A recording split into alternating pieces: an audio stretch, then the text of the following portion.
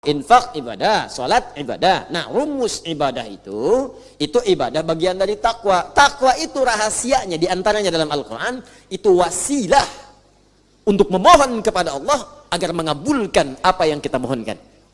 Itu rumus. Tadi rumusnya di Al-Maidah ayat ke-35. Ya ayyuhalladzina amanu, hai orang-orang telah beriman kepada Allah, ittaqullah, coba kamu tingkatin tuh takwanya. Deketin Allahnya. Anda pengen harta, yang punya harta itu Allah, karena itu disebut Ar-Razzaq.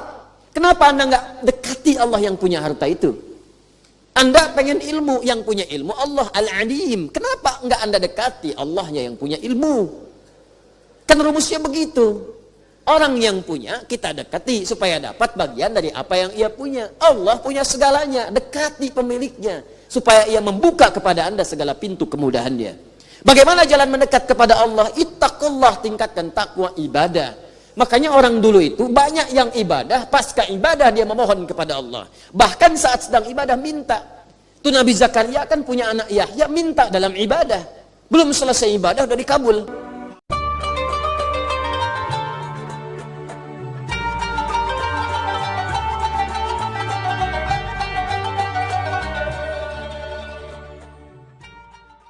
Sabar itu praktek kebaikan, taat. Sekarang sabar dipakai maksiat. Anda bayangkan. Saya pernah kasih contoh. 3 orang pencuri itu. 1 pimpinannya, 2 trainer seniornya. Yang pertama baru daftar. Ini maling baru. Pengen nyuri motor. Yang baru praktek tuh diamatin sama trainer sama bos dari jauh. Ya kecepatan cuma sedetik. Dia sampai 3 detik belum selesai. 3 detik. Susah nih bos. Sabar, terusin. Sabar Anda bayangin. Dia ada orang maksiat aja sabar sekarang. Nonton bola, sabar malam. Nonton bola tuh bisa sabar Anda bayangkan. Bahkan pejudi nunggu menit terakhir, sabar. Sabar aja dulu, ntar bagian terakhir injury time. Anda bayangin, kenapa Anda yang tahajud nggak sabar? Kenapa Anda yang puasa nggak sabar? Kenapa Anda menghafal Quran nggak sabar? Sabar kawan. Sabar. Karena memang dunia ini tempat capek. Ntar di akhirat istirahatnya. Di alam kubur istirahat. Sampai nggak ada orang bisa bangunkan lagi. Istirahat, silahkan yang lama istirahat. Nggak akan bangun demi Allah saya katakan. Ya, istirahat yang panjang. Sekarang nggak apa-apa capek juga. Lagi tidur bangunin. Allahu Akbar, Allahu Akbar. Ya bangun aja dulu. Bangun dulu aja. Ya Isya, Maghrib capek tiduran dibangunin, bangun aja dulu. Bangun. Ntar ada saatnya nggak bangun lagi. Di situ silahkan istirahat yang panjang. Ya kalau pengen cepat-cepat silahkan, tuh kan. Cuman nggak bisa milih. Saya tuh sampaikan ini penting supaya kita bisa mengukur kita ini benar nggak berislam sampai dengan malam ini. Benar nggak mengamalkan Al-Quran? Benar nggak kembali pada Al-Quran? Jangan-jangan Al-Quran minta kita ke timur, kitanya ke barat. Kata Quran, John jangan gosip, ente gosip. Saya enggak Ustaz, bagus, nggak seperti itu tuh ibu yang itu tuh. Ya sama aja. Jelas ya? Taqi itu 1 orang. Wa kana taqiyya. Kalau banyak muttaqin. Dzalikal kitabu la raiba fihi hudan lil muttaqin. Muttaqin itu cirinya ibadah. Alladzina yu'minuna bil ghaib wa yuqimunas shalah wa mimma razaqnahum yunfiqun. Infak ibadah, salat ibadah. Nah, rumus ibadah itu ibadah bagian dari takwa. Takwa itu rahasianya diantaranya dalam Al-Quran, itu wasilah untuk memohon kepada Allah agar mengabulkan apa yang kita mohonkan. Itu rumus. Tadi rumusnya di Al-Maidah ayat ke-35. Ya ayyuhalladzina amanu, hai orang-orang telah beriman kepada Allah, ittaqullah, coba kamu tingkatin tuh takwanya. Deketin Allahnya. Anda pengen harta, yang punya harta itu Allah, karena itu disebut Ar-Razzaq. Kenapa Anda nggak dekati Allah yang punya harta itu? Anda pengen ilmu, yang punya ilmu Allah Al-Alim. Kenapa nggak Anda dekati Allahnya yang punya ilmu? Kan rumusnya begitu.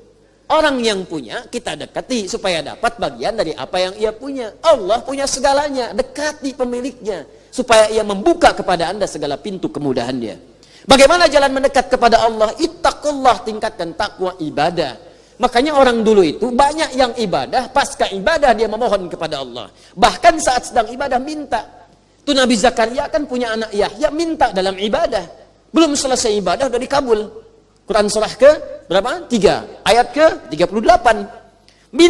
Minta keturunan dalam sholat, Anda bayangkan. Ya, hunalika da'a Zakaria rabbah. Di mihrab itu Nabi Zakaria bermohon kepada Allah Rabbnya. Qala rabbi habli min ladunka dzurriyyatan thayyibah innaka sami'ud du'a. Ya Allah, mereka berkata aku enggak mungkin punya keturunan karena mereka melihat istriku punya keterbatasan. Secara klinis dia sudah menopause, secara medis dia divonis mandul. Kata manusia yang enggak mungkin. Tapi hamba percaya engkau pemberi yang tak punya batas. Sifat Allah namanya Wahhab, pemberi tanpa batas. Minta dengan amr lit talab, memohon. Habli, mohon ya Allah, anugerahkan kepadaku dari sifatmu yang tak punya batas. Dzurriyyatan thayyibah min ladunka, dari sisimu saja. Saya percaya kepadamu, orang lain sudah enggak saya dengar ya Allah. Itu rumus dari Quran. Kalau ada orang menghukumi Anda dengan sesuatu terbatas, ini udah nggak bisa Pak, ini nggak mungkin Pak, ini mustahil Bu. Kalau ada kalimat itu tanda pertama dari Allah. Tinggalkan pendapat manusia, segera cari amalan mendekat kepada Allah, karena Allah memberi kabar gembira ingin mengabulkan langsung kepada Anda tanpa perantara manusia. Itu cara bacanya. Cuma mesti yakin, karena kaidahnya dibuat dengan la raiba fi. Kalau Anda nggak yakin, sedikit hanya ragu, nggak akan dapat. Mesti yakin, full keyakinan dalam hati kita. Full keyakinan. Kalau sudah full, dapat. Makanya ketika Nabi Zakaria memohon dengan penuh keyakinan dalam salatnya, innaka sami'ud du'a. Engkau pasti pakai inna tuh. Inna itu kan kalau di ilmu nahwu kita ngaji, inna harfu nasbin wa tawqidin tansibul isma wa tarfa'ul khabara mabniun 'alal fathi la mahalla lahu min al-i'rabi. Paham? Tidak. Inna harfu nasbin wa tauqidin. Inna itu huruf yang menunjukkan makna nasab. Nasab itu kalau harakat fathah harakatnya. Tapi di ilmu bahasa nasab itu menancapkan sesuatu dengan kuat. Nasabar rajulu asahu 'alal ardi. Seorang menancapkan tongkatnya dengan kuat di tanah. Pum. Sehingga sulit untuk dicabut. Sulit nasaba namanya. Jadi kalau ada kalimat dibuka dengan inna, itu mesti tancapkan dalam hati kita dengan kuat. Jangan ragu. Makanya orang Arab kalau ingin meyakinkan sesuatu pakai inna di depannya. Ya.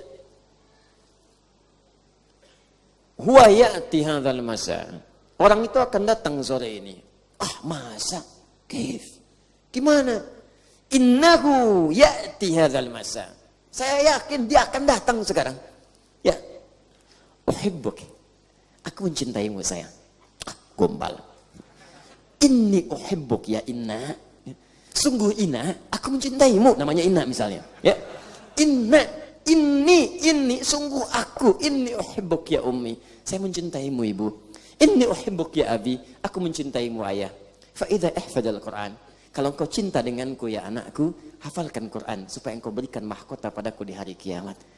La ahtaju bi Ferrarika, wala bi Lamborghinika, wala bi Lamborghituka, wa innani asyaqqu hubban wa ashtaqu mahabbatan lil husuli tajil Quran.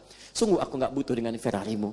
Sungguh aku tidak butuh dengan Lamborghinimu, juga Lamborghitumu. Yang aku inginkan engkau berikan mahkota dengan tanganmu yang aku rawat sejak kecilmu di hari kiamat saat aku kembali kepada Rabb kita semua. Katakan itu dalam setiap mau tidurnya, bisikan di telinganya. Sehingga itu terngiang dalam benaknya dan masuk ke dalam jiwanya. Dan Anda akan rasakan kebahagiaan tertinggi bahkan sejak ia menghatamkan Al-Qur'annya. Sebelum Anda berpulang kepada pencipta kita Allah Subhanahu wa taala. Sujud Anda syukur. Betapa saya sering terharu kalau lihat anak-anak sedang karantina selesai, ibunya datang, bapaknya datang, semangat disupport itu. Habis itu ada yang telepon, ada yang nangis, ada yang macam-macam. Itu baru di dunia, apalagi di akhirat nanti. Apalagi di akhirat. Muliakan diri Anda dengan kemuliaan dari Allah Subhanahu wa taala. Wabtagu ilaihil wasilah, cari wasilah dengan takwa. Ini saya sering dapatkan nih banyak kertas masuk. Mungkin ribuan kertas masuk itu. Masuk. Masalah semua. Masalah semua. Jadi, ya saya ini memang objek masalah. datang. Alhamdulillah. Memang tugasnya begitu. Ya kalau nggak mau begitu jangan jadi ustaz gitu kan. Datang, cuman persoalannya Anda ini kebanyakan belum mendekat kepada Allah. Ya kuncinya kan sederhana, dekati dulu Allahnya, yakinkan pada diri kita. Salah satunya apa? Dengan ibadah. Makanya ibadahnya maksimalkan. Begitu maksimal, pasca ibadah doa, biasakan berdoa. Doa. Nabi itu berdoa. Pasca sholat itu berdoa, Allahumma inni as'aluka ilman nafi'a wa rizqan thayyiba wa amalan mutaqabbala. Doa. Habis zikir, doa. Kalau sedang gelisah doa, minimal sebut nama Allah. Kata Allah, fadhkuruni. Quran surah kedua ayat 152. Paling kanan sebelah bawah. Sebut aku. Sebut aja dulu. Siapa? Bagaimana aku menyebutmu ya Allah? Ditafsir di Quran surah 17 ayat 110. Kulit Allah. Paling singkat sebut nama Allah. Ya Allah, ya Allah, ya Allah. Coba biasakan nih. Saya juga sama mempraktikkan. Guru-guru saya menyampaikan. Kalau sedang dibisikin pikiran buruk, orang maksiat mau tobat, ada pikiran-pikiran buruk, dorongan-dorongan keburukan, prasangka buruk, ingin berbuat maksiat, sebut dalam hati kita latihan. Ya Allah, ya Allah, ya Allah, ya Allah, ya Allah, ya Allah. Yal Qahar, Yal Qahar, Yal Qahar, Yal Qahar 181 kali. Nah, itu zikir tuh. Ada ijazahnya tuh, ya. Ya Allah, ya Allah, ya Allah, ya Allah, Yal Qahar, Yal Qahar, Yal Qahar 181 kali. Minta sampai zikir itu menguasai hati kita. Kalau sudah menguasai hati ini, maksiat akan keluar. Karena orang kalau sudah ingat dengan Allah, gak akan pernah ingat dengan maksiat. Orang kalau sudah ingat dengan Allah, maka yang buruk keluar. Ini kebanyakan orang berbuat maksiat itu karena gak ingat Allah. Kalau koruptor ingat Allah, gak akan korupsi. Kalau pencuri ingat Allah, gak akan mencuri. Gak ada orang mencuri pakai bismillah. Bismillahirrahmanirrahim, kotak infak nih. Supaya sah di masjid itu kan, gak bisa. Semua pasti, kalau ingat Allah itu mustahil. Kalau ingat itu berarti ingat dosa, ingat pahala. Kalau dosa neraka, pahala surga.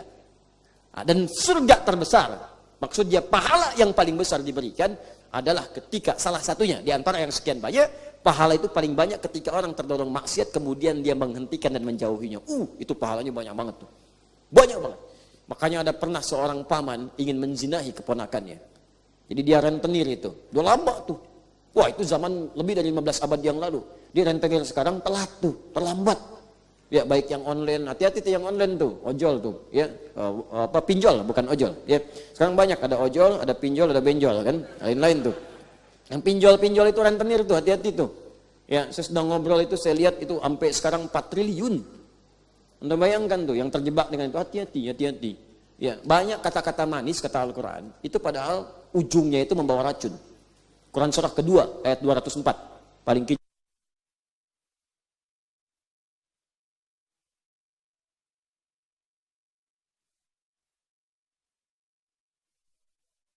Khisam, Anda akan temukan sebagian dari manusia kalau berbicara kata-katanya cantik, kalimatnya menarik, kalau iklan itu begitu memikat hati, ya ajakan-ajakannya bagus, wa yushhidullaha ala ma fi qalbi, sebagian bahkan ada yang menyebut-nyebut Allah. Orang dibelar potong-potong ayat Al-Quran, ada yang bawa-bawa hadis, tapi maknanya diselewengkan, bikin tulisan-tulisan ilmiah, gitu kan? Karya ilmiah, tapi isinya menyelewengkan makna-makna firman Allah. Hati-hati, itu berbahaya. Ujung-ujungnya kata Allah penuh dengan penderitaan.